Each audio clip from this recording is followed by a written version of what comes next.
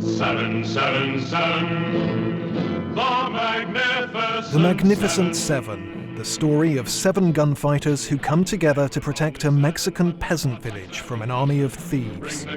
Directed by John Sturges, it was released in 1960.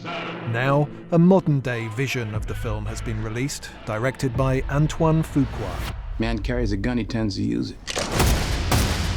With the increasing number of remakes coming out of Hollywood, it's easy to forget that the original Magnificent Seven actually evolved from 1954's Seven Samurai, Akira Kurosawa's Japanese epic, a movie that's often cited by critics as one of the greatest films ever made, a film which loosely means the 7 people that serve.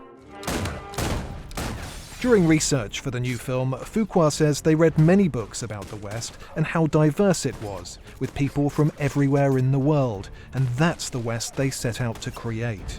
Only a contemporary version with new characters, with differing backstories. Fuqua says that like Sturges' film, the most important thing was to stay true to the DNA of Kurosawa's Seven Samurai.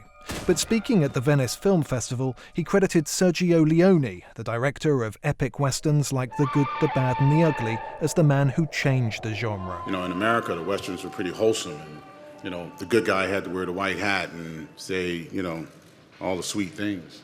Where Sergio Leone came along and the good guy was the bad guy. And sometimes he never even had a name.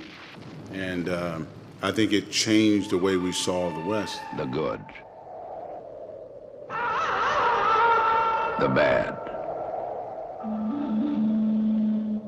The ugly. 1960s The Magnificent Seven brought together a killer cast which included Yul Brynner, Steve McQueen, Charles Bronson and James Coburn. I think we killed them all. For the remake, the ensemble includes Denzel Washington, Chris Pratt, Ethan Hawke and Vincent D'Onofrio. It's the 3rd movie that Fuqua and Washington have collaborated on. Training Day saw Washington win an Academy Award for Best Actor. They also had financial success with The Equalizer, a movie based on the 80s TV show starring Edward Woodward. Again, a very different experience to its predecessor. One of the standout memories of the original Magnificent Seven is the soundtrack by Elmer Bernstein. For the new film, Fuqua had discussed the script with James Horner, the composer of epic scores including Braveheart.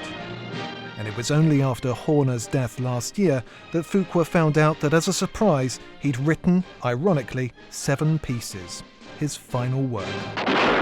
Some might say it's a risky move remaking The Magnificent Seven, a film that in 2013 was selected for preservation in the US National Film Registry for being culturally, historically, or aesthetically significant. Do what he does.